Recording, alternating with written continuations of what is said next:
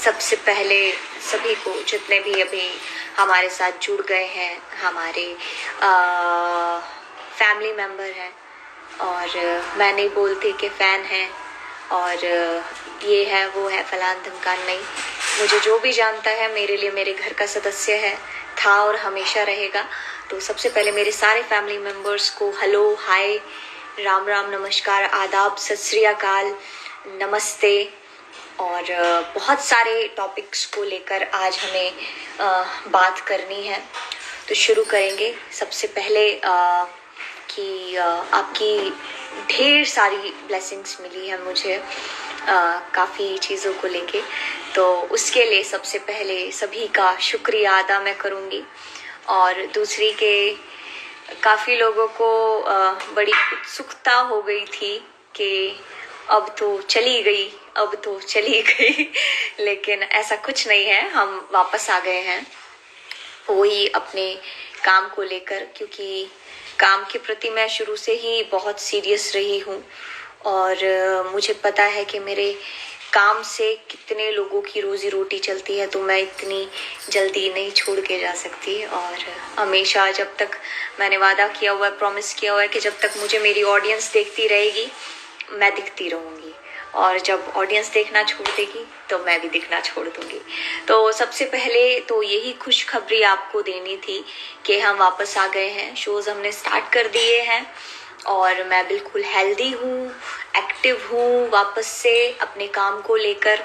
और दूसरी बात कि अभी हम किसी के साथ एसोसिएट नहीं है। मैं I am exclusively managed by dream entertainment, जिसकी डिटेल आपको हमारे इंस्टा पर मिल जाएगी, क्योंकि काफ़ी लोगों को गुमराह किया जाता है कि भाई हम मैनेज्ड कर रहे हैं, हम शोज़ ले रहे हैं, और काफ़ी लोगों की मेरे पास शिकायत भी आई है कि पैसे ले लिए जाते हैं लेकिन मिलाया नहीं जाता है, ये नहीं किया जाता है, वो नहीं किया जाता है। तो मैं नहीं चाहती हूँ कि कोई भी किसी भी बंदे को या किसी भी इवेंट मैनेजर को मेरी तरफ से या मेरी वजह से प्रॉब्लम फेस करनी पड़े। तो ये भी मैं साफ तौर पर बता देना चाहती हूँ कि मुझे कोई मैनेज नहीं करता है, किसी को फालतू के पैसे देने की या किसी से भी बात करने की ज़रूरत नहीं है।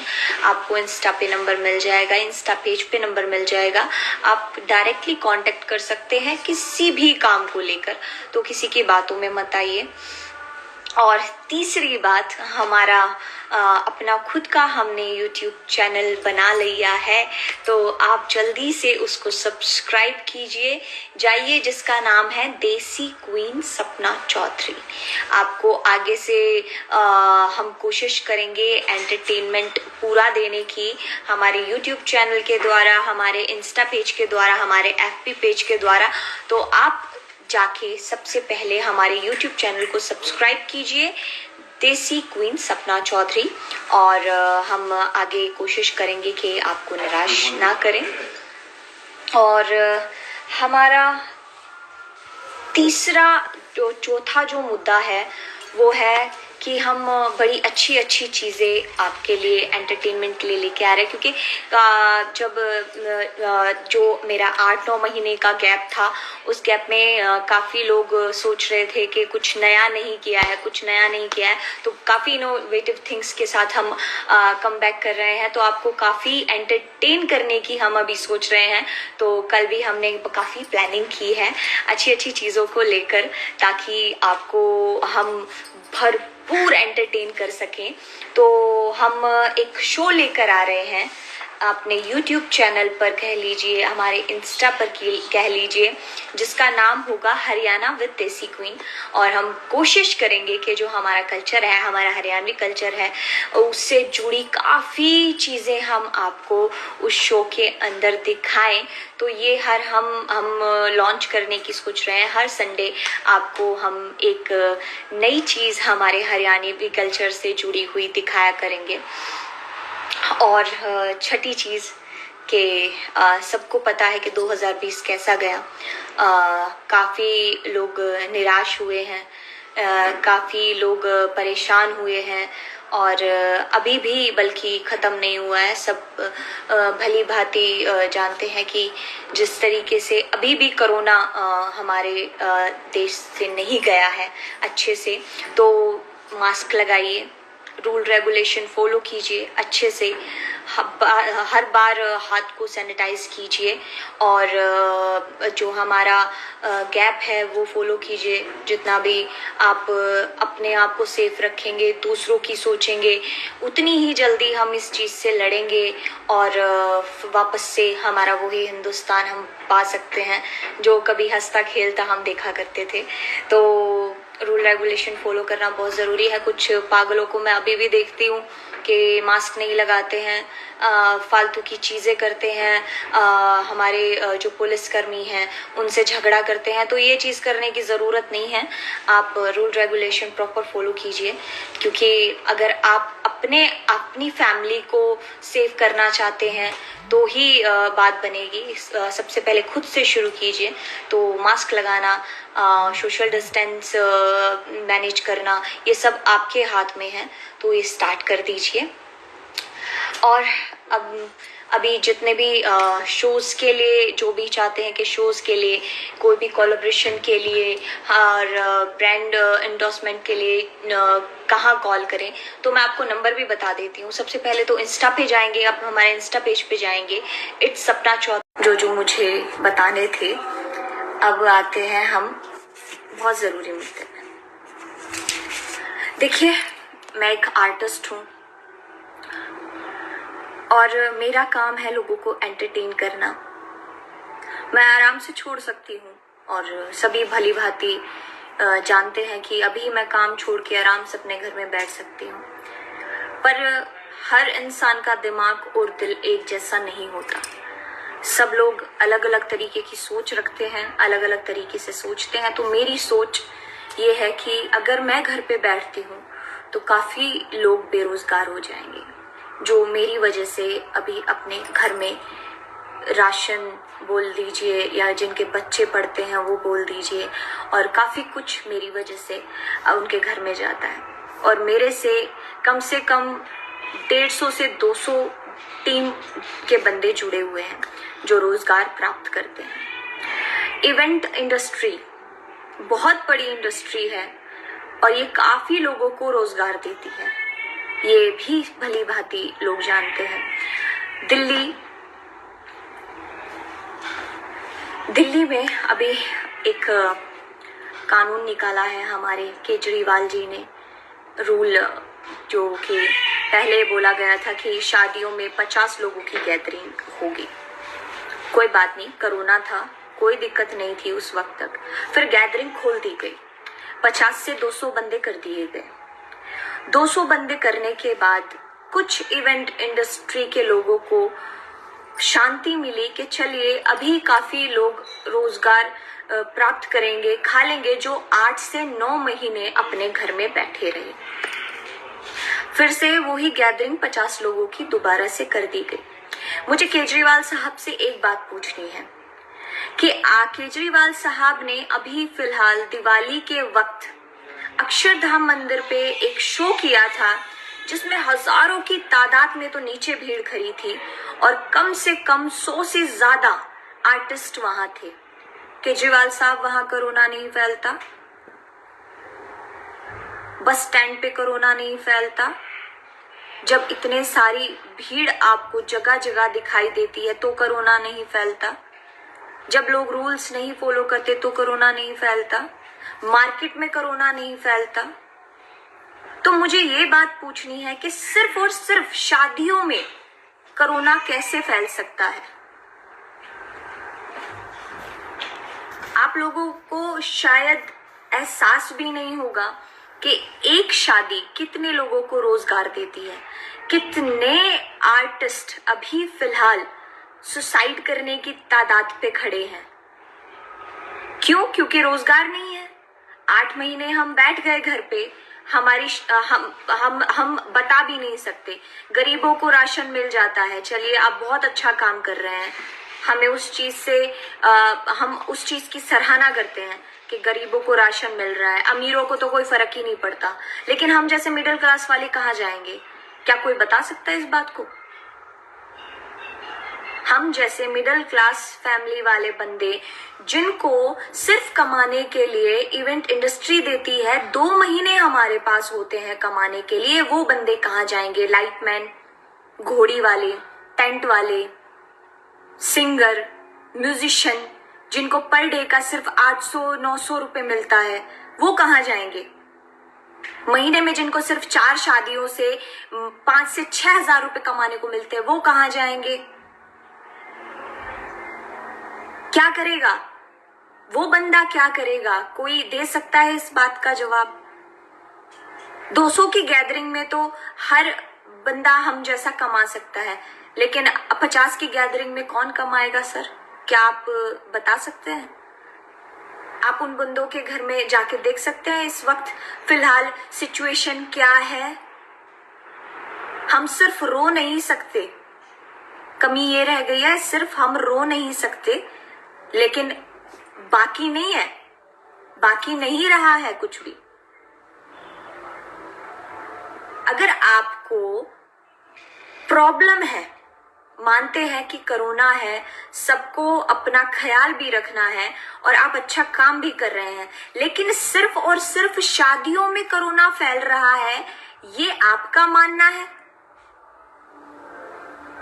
आप कम से कम हमें जवाब तो दीजिए, क्योंकि इवेंट इंडस्ट्री सिर्फ और सिर्फ 3 महीने कमाती है और इतने घर चलते हैं जो सालों तक सिर्फ 3 महीने कमाकर सालों तक अपने बच्चे पालते हैं, वो कहाँ जाएंगे? कम से कम आप हमें इस बात का तो जवाब दीजिए। इवेंट मैनेजर कहाँ जाएंगे सर? छोटे छोटे आर्टिस्ट हम कर लेंगे, हम सफर कर लेंगे, हम जैसे आर्टिस्ट सफर कर लेंगे। जो छोटे छोटे आर्टिस्ट हैं वो कहाँ जाएंगे सर? वो कहाँ सफर करेंगे? क्या आप हमें बता सकते हैं? कैटरिंग वाले कहाँ सफर करेंगे सर? आप बता सकते हैं?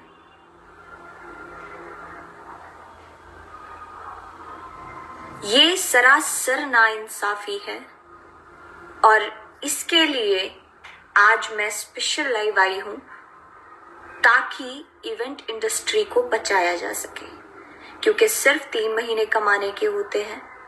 और हम ये नहीं कहते कि हमें शोज खोल दीजिए, ये कर दीजिए, गैदरिंग खोल दीजिए, नहीं, सिर्फ हम जवाब लेने आए हैं और जवाब यही चाहिए कि कोरोना सिर्फ शादी में फैल रहा है, ये केजरीवाल सर का मानना है, तो हमें हाँ कीजिए, हम बैक कर जाएंगे।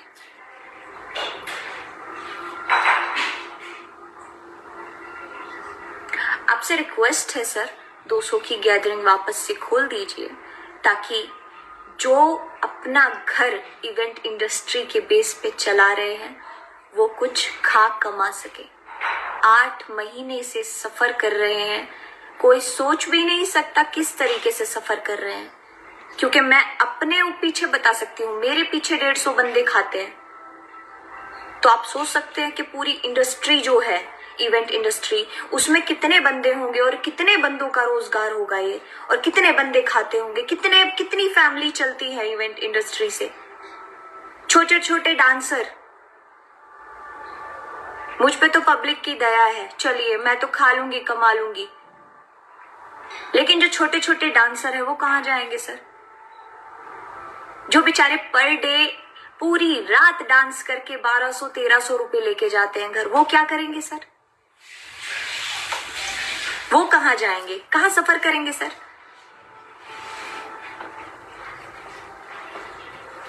अगर कोरोना फैलेगा तो सारी जगह फैलेगा, वरना शादी में भी नहीं फैलेगा। हम जैसे आर्टिस्ट बाहर जाके काम कर सकते हैं, लेकिन ये सभी जानते हैं कि दिल्ली जो है राजधानी है और दिल्ली के अंदर इवेंट इंडस्ट्री एक ऐसा उद्योग है जिससे कई कई कई गुना ज्यादा लोग अपना घर चलाते हैं। और मेरा आपसे हाथ जोड़ के रिक्वेस्ट है कि आप प्लीज उन लोगों को भी देखिए। कैटेगरी 3 तरीके की होती है sir, rich, poor, middle class. तो मिडिल क्लास वाले लोग भी आपकी ही जिम्मेदारी है, कोई और नहीं आएगा उनको देखने के लिए। मेरी आपसे रिक्वेस्ट है कि गैदरिंग खोल दीजिए, नहीं तो काफी लोग अभी सुसाइड करने की तादाद पे हैं। मैं काफी लोगों से बात कर रही हूँ और काफी लोग मुझे ये बात बोल चुके हैं, और मैं बस आपको ये कहूंगी कि अच्छा नहीं होगा कि काफी लोगों की मौत के जिम्मेदार आप बने। आपसे हाथ जोड़कर रिक्वेस्ट है। और मेरी इवेंट इंडस्ट्री के जितने भी लोग हैं, चाहे वो कैटरिंग वाला हो, टेंट वाला हो, और क्या कहते हैं घोड़ी वाला हो, बैंड वाला हो, छोटे छोटे डांसर, हमारे जितने भी आर्टिस्ट हैं, हमारे सिंगर हैं, इवेंट मैनेजमेंट कंपनी के ऑनर हैं, सबसे मेरी रिक्वेस्ट है कि इस आगे आइए। कम से कम आप लोगों का फर्ज बनता है इस टॉपिक पे बोलना, इस मुद्दे पे बोलना। आप नहीं बोलेंगे तो बोलेगा कौन? कोई खाने को नहीं देगा ऐसे। ये बात सच है कि कोरोना से मरे ना मरे, भूखे जरूर मर जाएंगे, बहुत लोग मर जाएंगे।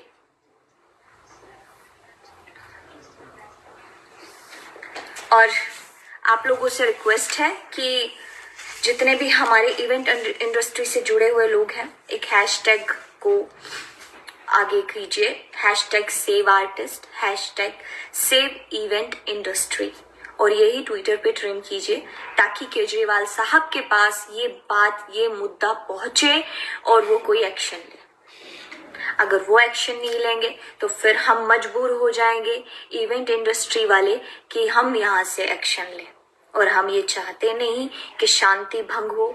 तो आपसे हाथ जोड़ के रिक्वेस्ट है कि प्लीज प्लीज प्लीज आप इस मुद्दे को गौर से सर, बहुत गौर से लीजिए और इस मुद्दे की गहराई को समझिए, और प्लीज गैदरिंग खोल दीजिए ताकि जितने भी लोग अभी फिलहाल भूखे मर रहे हैं उनको रोजगार मिले, वो अपने बच्चे पालें।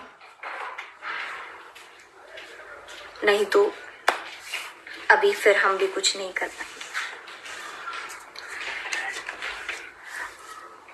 और फिर से थैंक यू आप सभी का जिन्होंने मुझे बेस्ट विशेस दी, और काफ़ी खुश हैं और कोशिश में लगे हुए हैं कि जो भी 2020 में लोगों ने सफ़र किया है वो 2021 ना करे।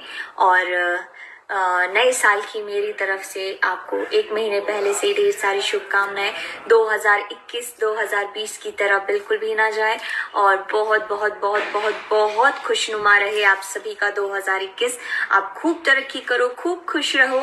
और 3-4 चीज़ें और कहनी थी, लेकिन अभी फ़िलहाल मैं ये सोच रही हूँ कि ना ही कहूँ तो ज़्यादा अच्छा है, क्योंकि वक्त आएगा तो उन मुद्दों पर भी बात की जाएगी।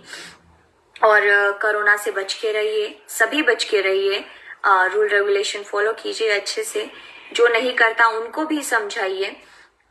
और प्लीज़ कहा करते हैं कि हर मुद्दा बहुत गहराई का होता है, बस समझने वाले के पास दिल और दिमाग दोनों चाहिए होता है। तो हमारी पब्लिक बहुत समझदार है और उनको पता है कि ये मुद्दा कितना गहराई का है। और मैं बस यही चाहूँगी कि गैदरिंग वापस से खोल दी जाए। 200 हमारे लिए बहुत है, 200 बंदे वापस से शादियों के अंदर अलाउड कर दिए जाएं ताकि बैंक्वेट वाले भी कमा सकें, हमारी इंडस्ट्री कमा सके, हमारे जो छोटे छोटे वर्कर हैं वो कमा सके, अपना घर चला सके। और खाना कमाना बहुत ज़रूरी है सफ़र करने के लिए। तो सफ़र करने के लिए मैं दोबारा से आप लोगों से रिक्वेस्ट करूंगी कि ट्विटर पे ट्रेंड कीजिए hashtag save artist, hashtag save event industry. और मेरी जितनी भी इंडस्ट्री है, जितने भी उससे जुड़े हुए लोग हैं, उनसे भी रिक्वेस्ट है कि आगे आइए, आगे बढ़िए, इस मुद्दे पे बोलिए। बोलना बहुत ज़रूरी है, इस वक्त बोलना बहुत ज़रूरी है, वरना सफ़र ही करना रह जाएगा और आगे अपने ही लोगों को मरते मैं नहीं देख सकती। तो मैंने बहुत ज़रूरी समझा इस मुद्दे पे बोलना, क्योंकि मैं अपने परिवार से ज़्यादा उन लोगों के साथ समय बिताती हूँ जिनके साथ मैं काम करती हूँ। तो मेरे परिवार से पहले मेरे लिए ये लोग हैं जो अपना घर चलाने के लिए इस सीज़न की वेट करते हैं कि कब वेडिंग सीज़न आएगा, कब हम पूरे साल के लिए एक जोड़ के रखेंगे कि हमारे बच्चे पूरे साल बैठ के खाएंगे। तो वो मेरे लिए मेरा पहला परिवार है। गरीब बंदा वो नहीं होता जो जाके मांग के खा ले, नहीं, गरीब बंदा वो होता है जो काम करना चाहता है लेकिन उसको काम नहीं करने दिया जा रहा। तो मेरे लिए सबसे गरीब वो है। जैसे कि इस वक्त मैं गरीब हूँ, मैं काम करना चाहती हूँ, लोगों का पेट पालना चाहती हूँ, जो मेहनत कश लोग हैं, जो खूब मेहनत करके कमाना चाहते हैं, अपना घर परिवार पालना चाहते हैं, उनको कमाने नहीं दिया जा रहा। तो मेरी रिक्वेस्ट है कि इस मुद्दे पे, इस टॉपिक पे बोलना बहुत जरूरी है। बोलिए, क्योंकि ये बहुत सीरियस है। ये दूर से बहुत लग रहा होगा कि आहा ये कौन सी बात कह दी, ओ हो ये ऐसी बात कह दी। मानते हैं, हम बिल्कुल मानते हैं कि कोरोना है, अपने आप को सेफ करना बहुत जरूरी है, दूसरों को सेफ करना बहुत जरूरी है। लेकिन अगर कोरोना है तो कोरोना हर जगह है, वरना कहीं भी नहीं है। वहां भी नहीं होना चाहिए था जहां अक्षरधाम पे हमारे केजरीवाल साहब गए और हजारों की भीड़ में शो किया गया, इतने सारे आर्टिस्ट बुलाए गए, तो कोरोना वहां भी नहीं होना चाहिए था। तो हजारों की तादाद में जब कोरोना नहीं है तो 200 की तादाद में कोरोना कैसे हो सकता है? जबकि शादी में टेम्परेचर चेक किए करके अंदर भेजा जा रहा है, मास्क पहना के अंदर भेजा जा रहा है, तो वहां कैसे कोरोना हो सकता है? मेन मुद्दा ही ये है कि जहां लोगों को कमाने के लिए चाहिए, मेहनत करके खाने के लिए चाहिए, वहां लोगों की टांग खींची जा रही है, उनको कमाने नहीं दिया जा रहा है जान पूछ के।